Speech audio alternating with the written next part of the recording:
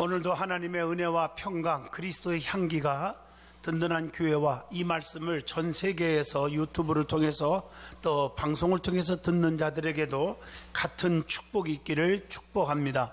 빌립보 2장 1절로 11절을 통해서 하나가 되는 생활이라 하는 제목으로 은혜를 나누고자 합니다.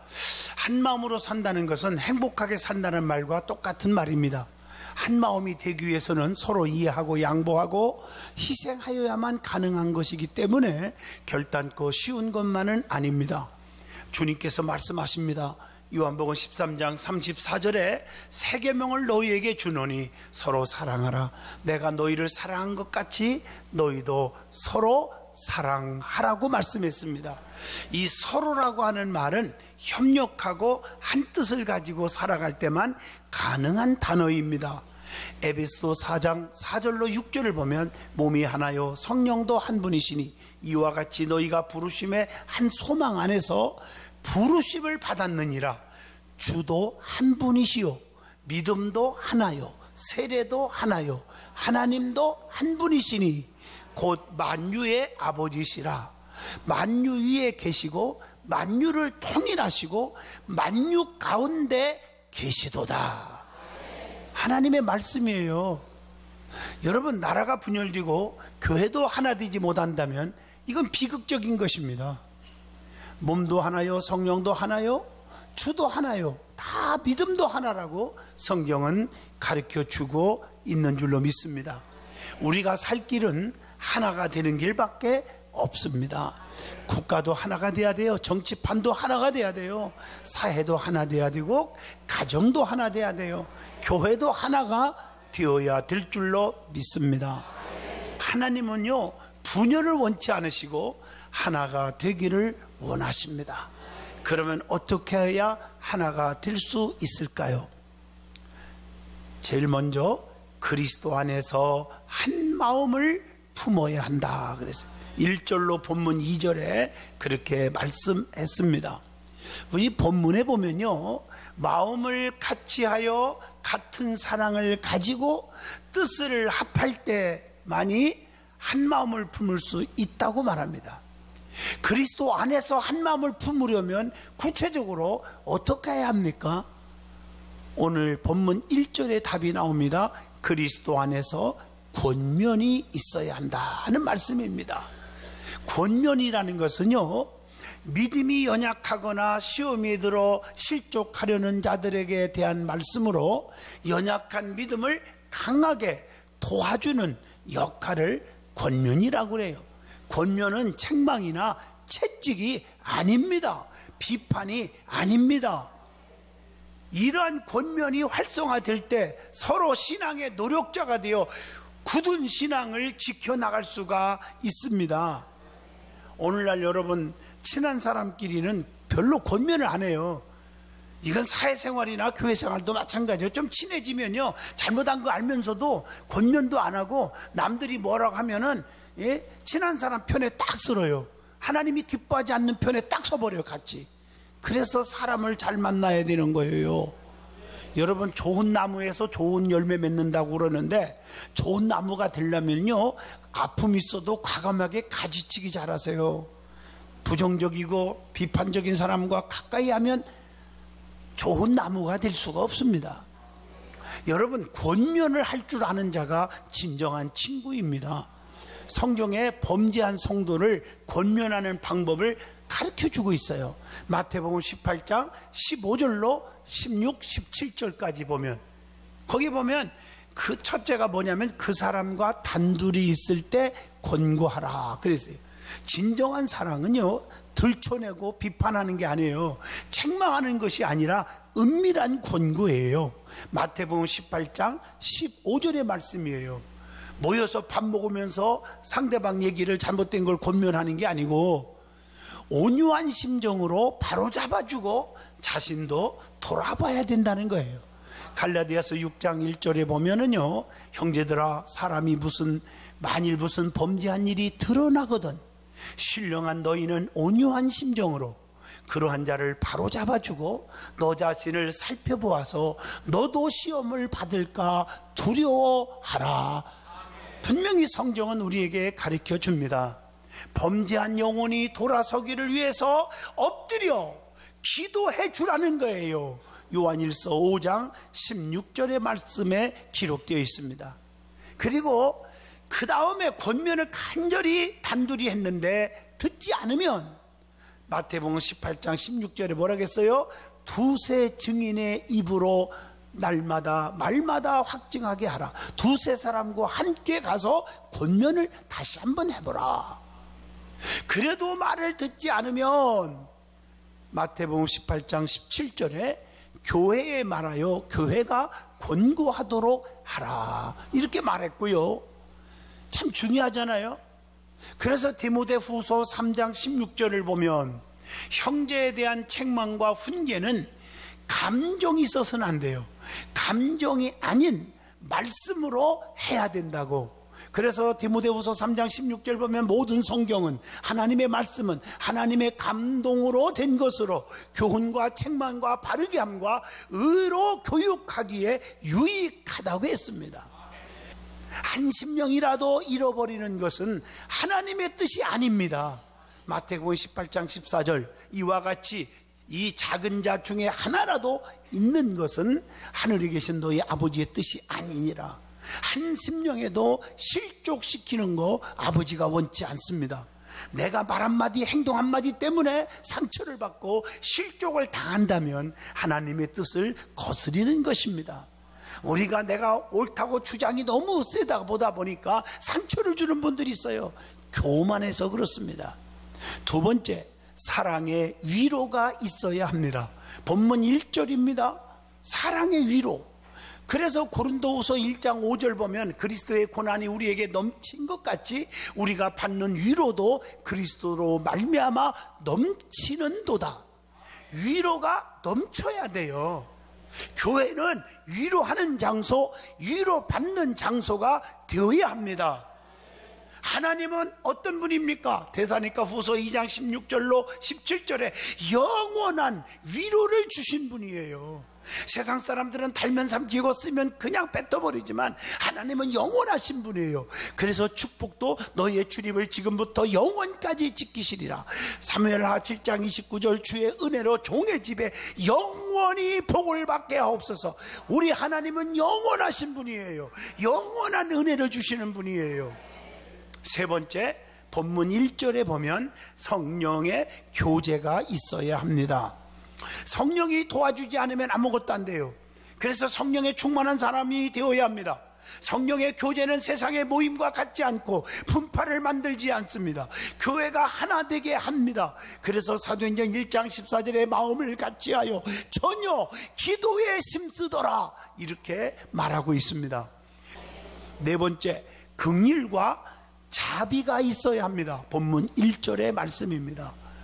죄인을 용서하는 마음을 가리킵니다. 교회 안에서 죄인을 용납하지 못한다면 교회의 가장 중요한 사명을 무시되어지는 것입니다. 그래서 남을 정죄하는 장소가 되어서는 아니 됩니다.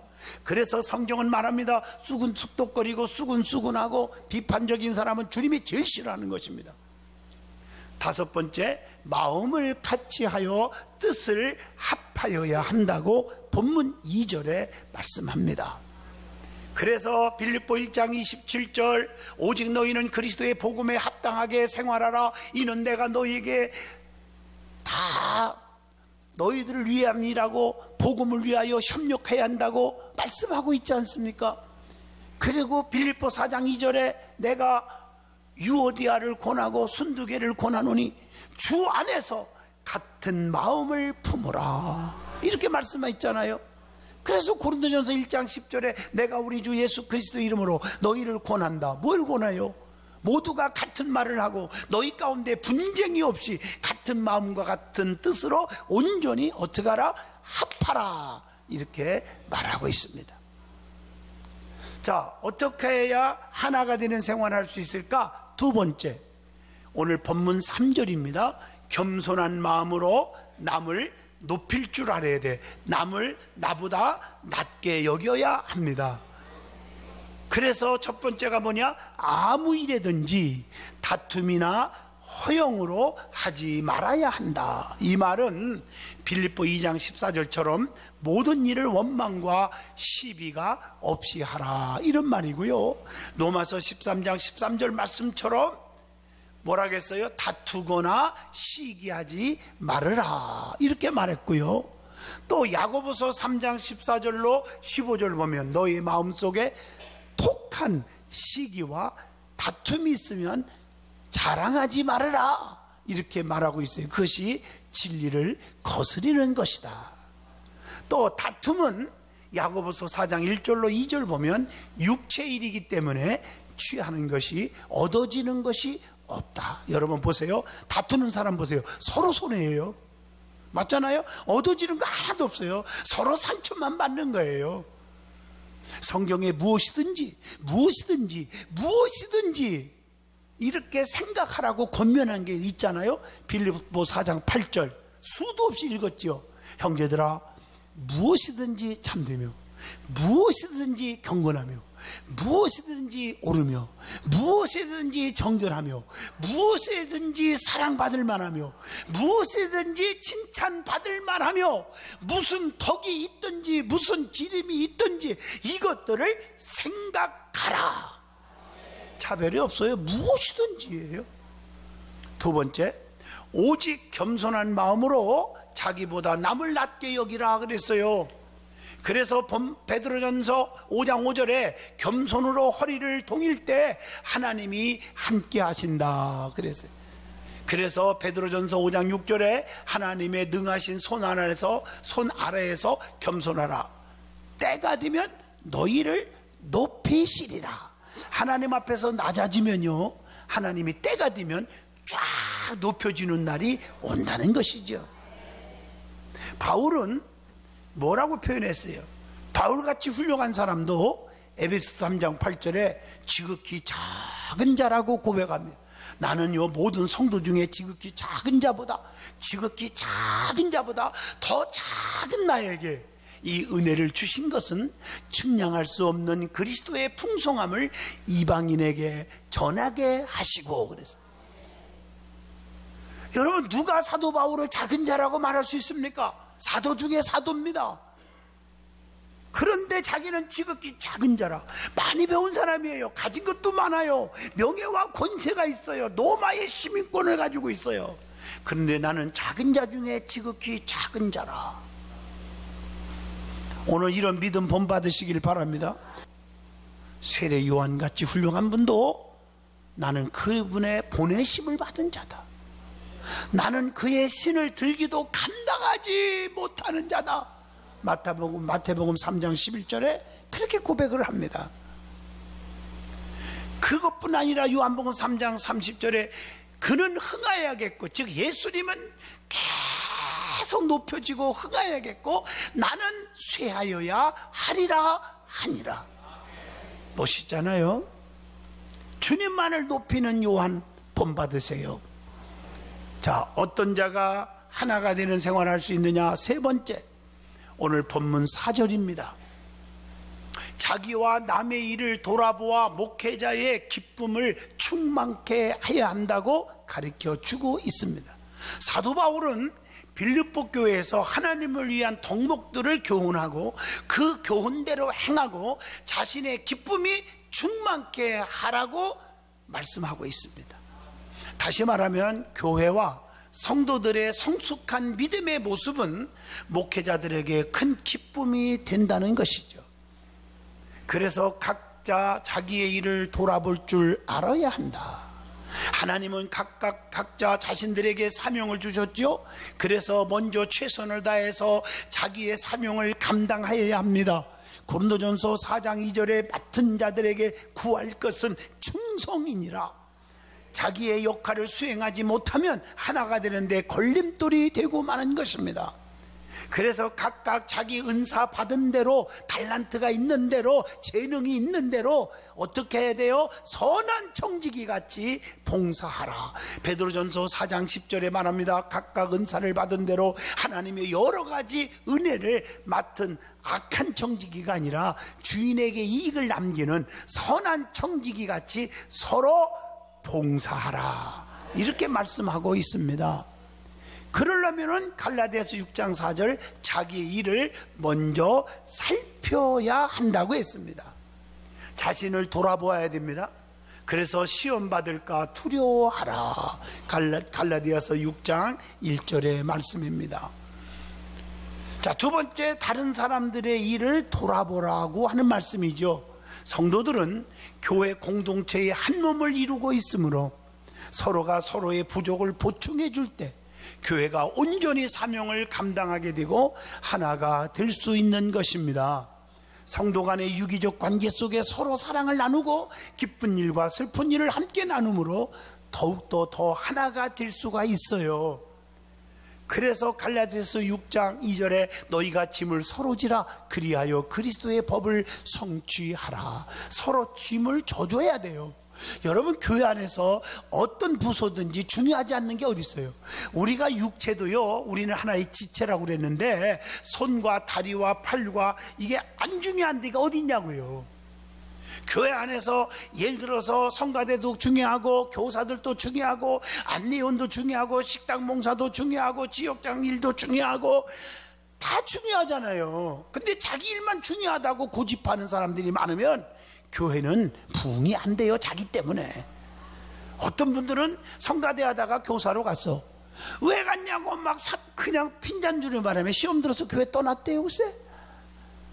또 어떤 사람은 교사 안 하다가 성가대 하고 싶어서 성가대 갔는데 또 그쪽에서 왜 교사 안 하고 성가대 했냐, 교사가 얼마나 중요한데 시험 들어서 떠났대. 교회는 어느 부서고 다 중요하잖아요. 자기 맡은 달란트대로 하고 싶을 때 일을 해야지 내가 하는 일만 중요하다 그러면 안 됩니다. 맞습니까? 그리고 연약한 자의 약점을 담당하라고 로마서 15장 1절에 말하고 있습니다. 우리가 보면 연약한 곳이 있어요. 그것들을 같이 짐을 져주고 담당해 줘야 합니다. 그래서 히브리서 10장 24절에 서로 돌아보아 사랑과 선행을 격려하며 이렇게 말하고 있지 않습니까? 세 번째, 주의 종들의 목회자의 기쁨을 충만케 하라. 오늘 말씀입니다. 목회자는 성도가 믿음이 있을 때 기뻐한다고 골로새서 2장 5절에 말합니다. 우리 주님도 그랬잖아요. 히브리서 11장 6절 믿음이 없이는 하나님을 기쁘시게 하지 못하나니 하나님께 나아가는 자는 반드시 그가 계신 것과 또한 자기를 찾는 자들에게 상 주시는 자이심을 믿어야 할지니라. 믿음이 있을 때 하나님이 너무 기뻐하는 거예요. 주의 종들도 여러분이 믿음이 자랄 때 기쁜 거예요. 여러분들이 무슨 뭘 사주고 뭐 선물하고 뭐 주고 이게 기쁜 게 아니고 여러분의 믿음이 자랄 때 기쁜 거예요. 복음이 전파되고 전도가 될 때 목회자에게 큰 기쁨이 된다고 빌립보 1장 8절을 통해서도 깨우쳐 줍니다. 목회자는 성도가 복음에 합당하게 생활하면 너무 기쁜 거예요. 그게 빌립보 1장 27절 그렇게 말하고 있습니다. 그리고 목회자는 성도가 진실되게 회개하고 열심으로 일하면 아주 기쁨이 온다는 거예요. 고린도 후서 7장 7절입니다. 자, 네 번째 하나가 되는 생활이 뭘까? 그리스도 예수의 마음을 품어야 하는 것입니다. 여러분 속에 예수의 성품, 예수의 마음을 품어야 우리는 하나가 되는 삶을 살 수가 있는 것입니다. 본문 5절로 8절의 말씀입니다. 그리스도의 마음은 오늘 본문을 보면 첫 번째로 세 가지로 요약합니다. 그게 본문 6절 7절입니다. 종의 마음을 지닌 겸손하신 그리스도라는 것을 아셔요. 그리스도가 누굽니까? 종의 마음을 가지신 그리스도입니다. 그리스도는 근본 하나님의 본체이신데 자기를 비워 종의 형체를 가져 사람들과 같이 되었다고 말하고 있지 않습니까? 예수님께서 이 땅에 그래서 오신 목적이 마태복음 20장 28절 인자가 온 것은 섬김을 받으려 함이 아니라 도리어 섬기려 하고 자기의 목숨을 많은 사람의 대속물로 주려 함이니라. 그리고 8절 본문에 보니까 사람의 모양으로 나타나서 자기를 낮추시고 죽기까지 복종하셨으니 곧 십자가의 죽으심이라. 희생과 충성의 마음을 지니신 두 번째 그리스도십니다. 또 하나는 그러니까 예수님은 자기를 낮추시고 죽기까지 하나님께 복종하셨어. 그것이 십자가의 죽음이요. 그래서 십자가상에서 7말씀 가운데 다 이루었다 사명완수의 애침이 있었지 않았습니까? 주님께서 이 땅에 오신 것은 자기 목숨을 많은 사람의 대속물로 주려고 오신 것입니다. 또한 주님께서 부유한 자로 가난하게 하신 것은 우리를 부유하게 하려 하심이니라. 고린도전서 8장 9절입니다. 죽기까지 복종하신 주님은 하나님의 뜻을 따르셨다는 얘기예요. 마태복음 26장 39절의 말씀입니다. 그리고 순종의 마음을 지니신 그리스도시였습니다. 죽기까지 복종하셨고 그것이 십자가의 죽음은 순종입니다. 우리를 불법에서 구원하시고자 십자가에서 죽으신 거라고 디도서 2장 14절에 말한 것처럼 말입니다. 우리의 죄를 담당하시려고 십자가에서 죽으신 것임을 베드로전서 2장 24절에도 말씀합니다. 우리 대신 저주받고자 십자가에 죽으셨다고 갈라디아서 3장 13절도 말씀합니다. 두 번째, 그리스도께서 겸손, 희생, 충성 그리고 십자가에서 죽기까지 복종하셨기에 하나님께서 그를 어떻게 하셨습니까? 본문 9절, 10절, 11절에 나옵니다. 자, 십자가에 낮은 자가 되어 죽기까지 복종하셨고 그랬다고 해서 그를 무시했습니까? 하나님이? 자, 첫 번째 오늘 9절입니다. 하나님이 그를, 즉 예수님을 지극히 높여서 모든 이름 위에 뛰어난 이름을 주셨다고 했습니다. 예수님의 순종과 겸손의 본을 보이셨기에 하나님께서는 예수 그리스도를 높여주셨습니다. 어떻게? 사도행전 5장 31절 오른손으로 높여주셨습니다. 오른손으로. 그래서 이게 이미 예언되어 있었어요. 이사야 52장 13절에 보라 내 종이 형통하리니 받들어 높이 들려서 지극히 존귀하게 되리라. 예수님의 높으심은 이미 예언되어 있었다는 거예요. 그리고 에베소 1장 20절에 하나님 보좌 우편에 앉으셨느니라. 얼마나 높여주셨어요? 그것뿐이에요. 본문 10절 베드로전서 3장 22절 에베소서 1장 21절 계시록 5장 13절로 14절 모든 자들이 예수 그리스도의 이름에 무릎을 꿇게 하셨습니다. 멋있죠요? 그것뿐이에요. 본문 11절 보면 예수님을 주라 시인케 하고 하나님께 영광을 돌리게 하셨느니라. 그래서 우리는 예수님을 주님 그렇게 말하지 않습니까? 나의 주인이시여, 나를 도와주시는 분이요, 전능하신 분이요, 주님. 예수 그리스도의 높아지심과 낮아지심 모두가 하나님께 영광을 돌리는 것이 된 줄로 믿습니다. 구속의 궁극적인 목적도 하나님의 영광을 위한 것임을 알아야 합니다. 에베소 1장 6절, 에베소 1장 12절에 그렇게 기록되어 있어요. 그러기 위해서 모든 사람들의 입술이 예수 그리스도를 주라고 시인하게 하시는 줄로 믿습니다. 그러므로 성도들은 그리스도 안에서 살아야 하고 모든 영광을 주님께 돌리고 살아가는 삶을 살아야 할 것입니다. 마지막입니다. 그러면 그리스도 안에 있는 성도의 삶은 어떤 삶인지를 한번 말씀을 드리고자 합니다.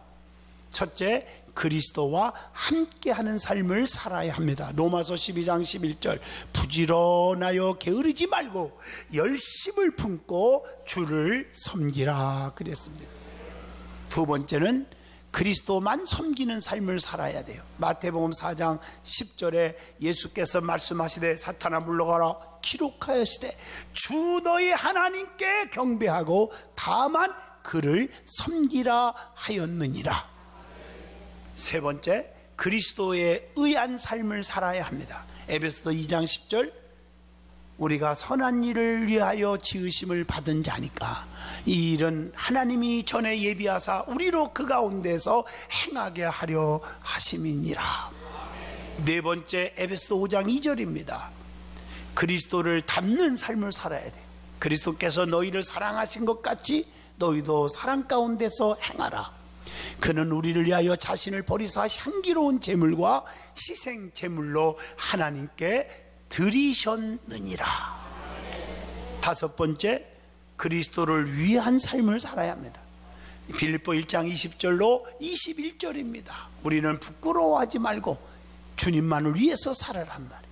그래서 우리는 살아도 주를 위해 살고 죽어도 주를 위해서 죽나니 사나 죽으나 주의 것이며 먹든지 마시든지 주의 영광을 위해서 살으라고 권면합니다. 여섯 번째, 그리스도로 싸우는 삶을 살아야 합니다. 디모데전서 6장 12절 믿음의 선한 싸움을 싸우라 영생을 취하라. 이를 위하여 내가 부르심을 받았고 많은 증인 앞에서 선한 증언을 하였도다. 우리는 불의한 세계 악의 세력과 싸워서 이겨야 됩니다. 일곱 번째, 그리스도께서 우리에게 말씀합니다. 그리스도께 구하는 삶을 살으라고. 야고보서 1장 5절입니다. 하나님께 구하라 그리하면 주시리라. 우리는 힘들 때 사람 앞에 아부하고 사람 앞에 손 벌리다가 상처받고 상처 주고 하지 말고 그 시간이 있으면 하나님 앞에 무릎 꿇는 것이 빠르다는 것이죠. 그것이 축복의 지름길입니다. 에레미야 33장 3절 너희는 내게 나와 부르짖으라 그리하면 내게 응답하겠고 네가 알지 못하는 크고도 비밀한 일을 다 내게 보이리라. 우리는 하나 되는 일에 힘씁시다. 주님의 영광을 돌리는 일에 힘씁시다. 그리하면 여러분의 삶을 우리 주님이 책임져 주실 것입니다. 든든한 믿음을, 든든한 축복을, 든든한 가정을 이루게 하실 것입니다.